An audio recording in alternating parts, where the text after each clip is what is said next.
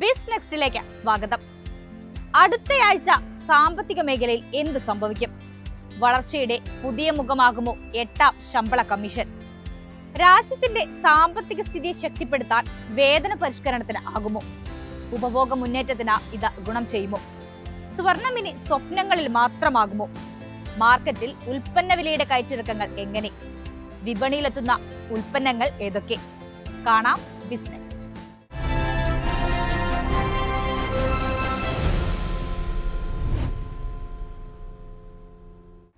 8ാം ശമ്പള കമ്മീഷന്റെ വേതന പരിഷ്കരണത്തിലൂടെ രാജ്യത്തിന്റെ വളർച്ചയിലേക്ക് $50 ബില്യൺ കൂടി കൂട്ടിച്ചേർക്കും.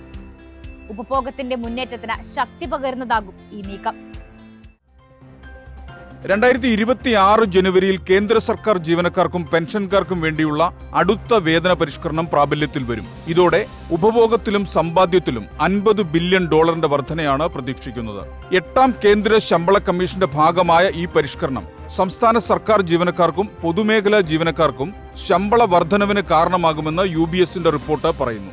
2026 മുതൽ 2028 വരെയുള്ള കാലയളവിൽ രാജ്യത്തിന്റെ സാമ്പത്തിക സ്ഥിതിയെ രൂപപ്പെടുത്തുന്നതിനായി 1.8 കോടി സർക്കാർ ജീവനക്കാരെയും 1.3 കോടി പെൻഷൻകാരെയും ഉൾപ്പെടെ ഏകദേശം 3.1 കോടി ആളുകളെ ഈ പരിഷ്കരണം ബാധിക്കും. സാമ്പത്തിക സ്ഥിരത നിലനിർത്തുന്നതിനോടൊപ്പം വേതന വർധനവ് ഉപഭോഗത്തെക്കാൾ സമ്പാദ്യത്തിനു കൂടുതൽ സംഭാവന നൽകുമെന്ന് UBS പ്രതീക്ഷിക്കുന്നു. സർക്കാർ മാക്രോ എക്കണോമിക് സ്ഥിരതയിലും നിക്ഷേപം നയിക്കുന്ന വളർച്ചയിലും ശ്രദ്ധ കേന്ദ്രീകരിക്കുന്നു.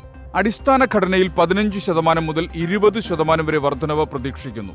ഇത് മുൻ കമ്മീഷൻ ശുപാർശ ചെയ്ത 24% വർധനവിനേക്കാൾ കുറവാണ്. വിശാലമായ മാക്രോ എക്കണോമിക് പ്രവചനങ്ങളെ തടസ്സപ്പെടുത്താതെ സർക്കാരിന്റെ വേതന ബിൽ 4.5 ലക്ഷം കോടി രൂപ അഥവാ $50 ബില്യൺ വർദ്ധിപ്പിക്കും.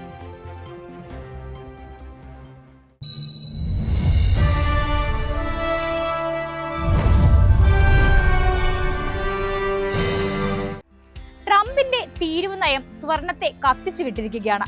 തൊട്ടാൽ പൊള്ളുന്ന വിലയിൽ നിരാശയിലാണ് ഉപഭോക്താക്കളും വ്യാപാരികളും.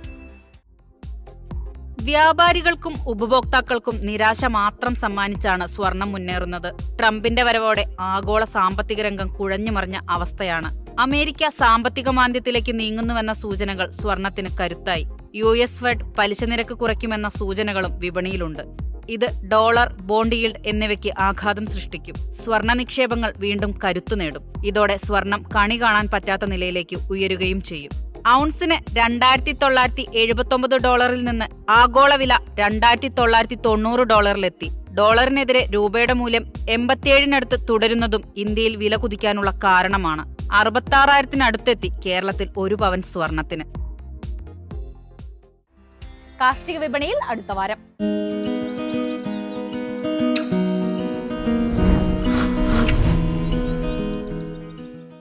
കാർഷിക മേഖലയെ ആവേശം കൊള്ളിച്ച കുരുമുളക് വില. സീസൺ കാലയളവിലും കൊപ്ര സർവകാല റെക്കോർഡിലേക്ക്. വെളിച്ചെണ്ണയും കുതിപ്പിന്റെ പാതയിലാണ്. ടയർ ലോബി ആഗോളതലത്തിൽ റബ്ബറിന്റെ മുന്നേറ്റത്തെ തടയാൻ ശ്രമം തുടരുന്നു.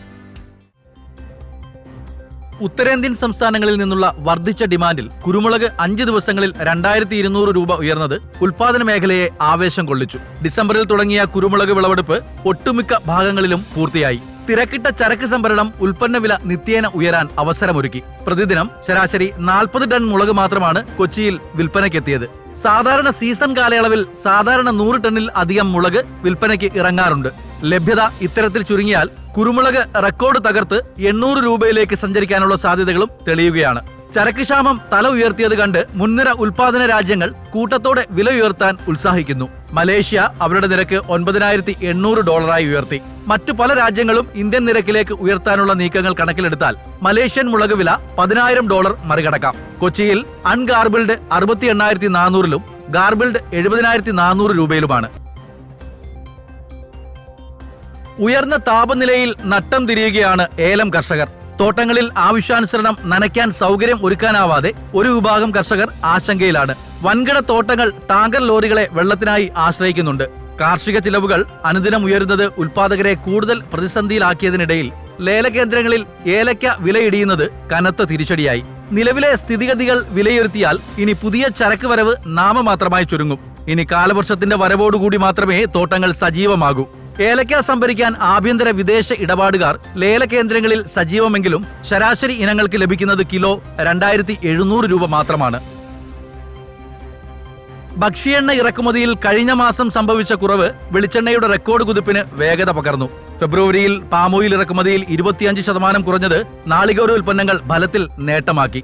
കഴിഞ്ഞ മാസം പാമോയിൽ ഇറക്കുമതി 3.73 ലക്ഷം ടണ്ണിൽ ഒതുങ്ങി. 2024 ഫെബ്രുവരിയിൽ ഇറക്കുമതി 4.97 ലക്ഷം ടണ്ണായിരുന്നു.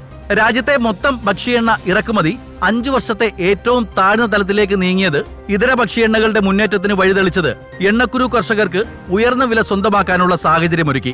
കൊച്ചിയിൽ വെളിച്ചെണ്ണ വില ക്വിന്റലിന് 700 രൂപ വർദ്ധിച്ച് സർവകാല റെക്കോർഡ് വിലയായ 23,600 രൂപയിലും കൊപ്ര 15,700 രൂപയിലും വിപണനം നടന്നു. ഏഷ്യയിലെ മുൻനിര ടയർ നിർമ്മാതാക്കൾ റബ്ബർ സംഭരണം തുടങ്ങി. നിക്ഷേപകർ അവധി വ്യാപാരത്തിൽ വാങ്ങൽ വിറ്റുമാറാൻ കാണിച്ചു തിടുക്കം ജപ്പാൻ അടക്കമുള്ള അവധി വ്യാപാര കേന്ദ്രങ്ങളിൽ ഷീറ്റ് വില അസ്ഥിരമാകാൻ കാരണമായെങ്കിലും വാരാന്ത്യം റബ്ബർ തിരിച്ചുവരവിന്റെ സൂചനകൾ പുറത്തുവിട്ടു. കേരളത്തിലെ പ്രമുഖ വിപണികളിലേക്കുള്ള ഷീറ്റ് ലാറ്റക്സ് വരവിലെ കുറവ് കണ്ട് ചരക്ക് സംഭരിക്കാൻ വാങ്ങലുകാർ ഉത്സാഹിച്ചതോടെ 4ാം ഗ്രേഡ് കിലോ 198 രൂപയിലേക്ക് ഉയർന്നു. ഒരു വിഭാഗം കർഷകർ 200 രൂപയിലേക്ക് ഷീറ്റ് വില ഉയർന്ന ശേഷം വിൽപ്പനയിലേക്ക് തിരിയാമെന്ന നിലപാടിലാണ്. ഇനി ലോഞ്ച് പാഡ്. പുതിയ ആഴ്ചയിൽ വിപണിയിലെത്തുന്ന പുത്തൻ താരങ്ങൾ.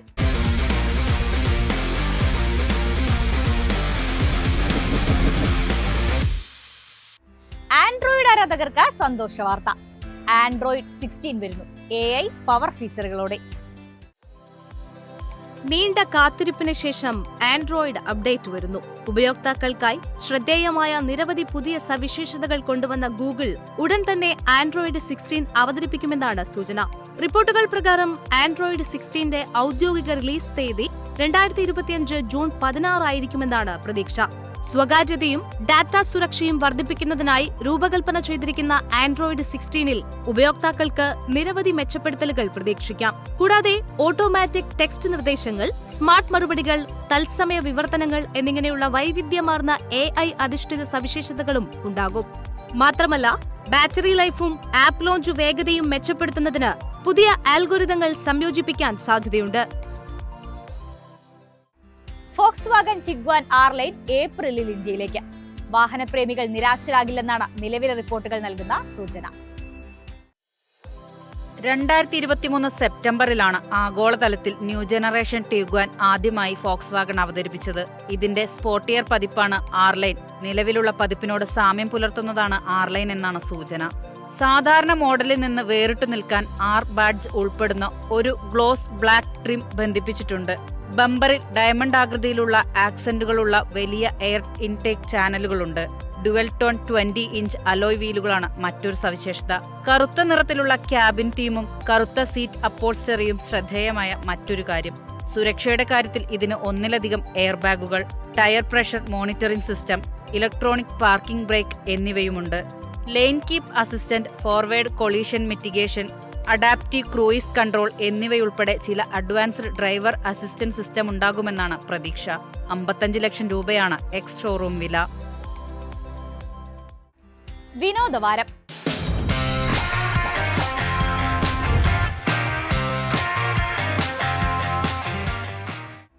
ഹോളിവുഡ് ആരാധകർ പ്രതീക്ഷയോടെ കാത്തിരിക്കുന്ന ഒട്ടേറെ ചിത്രങ്ങളാണ് റിലീസിനൊരുങ്ങുന്നത്. ആക്ഷൻ ത്രില്ലറുകൾ മുതൽ സയൻസ് ഫിക്ഷൻ ചിത്രങ്ങൾ വരെ ഇതിൽ ഉൾപ്പെടുന്നു. നോക്കാം സിനിമാ വിശേഷങ്ങൾ. മാർക്ക് വെബ് സംവിധാനം ചെയ്യുന്ന ചിത്രമാണ് Disney Snow White. Rachel Zegler, Gal Gadot, Andrew Burnap എന്നിവരാണ് ചിത്രത്തിലെ അഭിനേതാക്കൾ. 1937 പുറത്തിറങ്ങിയ കാർട്ടൂണിന്റെ ദൃശ്യാവിഷ്കാരമാണ് ഈ ചിത്രം. മാർച്ച് 21 ചിത്രം റിലീസ് ചെയ്യുന്നത്. ഫ്ലൈയിങ് ലോട്ടസ് സംവിധാനം ചെയ്യുന്ന ചിത്രമാണ് Ash. Eiza Gonzalez, Aaron Paul, Iko Uwais എന്നിവരാണ് ആഷിലെ താരങ്ങൾ. സയൻസ് ഫിക്ഷൻ ഹൊറർ ചിത്രമാണ് ആഷ്. മാർച്ച് 21 ആഷിന്റെ റിലീസിംഗ്. ബെറി ലിവിൻസൺ സംവിധാനം ചെയ്യുന്ന ചിത്രമാണ് the Alto Knights. Robert De Niro, Cosmo Jarvis, Debra Messing, Kathrine Narducci എന്നിവരാണ് ചിത്രത്തിൽ അഭിനയിക്കുന്നത്. മാർച്ച് 21 ചിത്രം പ്രേക്ഷകർക്ക് മുന്നിലെത്തും. അലക്സ് ഷാർഫാൻ സംവിധാനം ചെയ്യുന്ന ചിത്രമാണ് Death of a Unicorn. Jenna Ortega, Paul Rudd, Will Poulter, Tea Leoni, Anthony Carrigan എന്നിവരാണ് പ്രധാന അഭിനേതാക്കൾ. ഹൊറർ കോമഡി ചിത്രമാണിത്. മാർച്ച് 28-നാണ് ചിത്രം തിയേറ്ററുകളിലെത്തുന്നത്. ഡേവിഡ് ഡയർ സംവിധാനം ചെയ്യുന്ന ചിത്രമാണ് A Working Man. Jason Statham, Michael Pena, Alana Borden എന്നിവരാണ് ചിത്രത്തിലെ അഭിനേതാക്കൾ. മാർച്ച് 28-നാണ് ചിത്രം പ്രദർശനത്തിനെത്തുന്നത്. ഇനി പ്രധാന ഇവന്റുകൾ.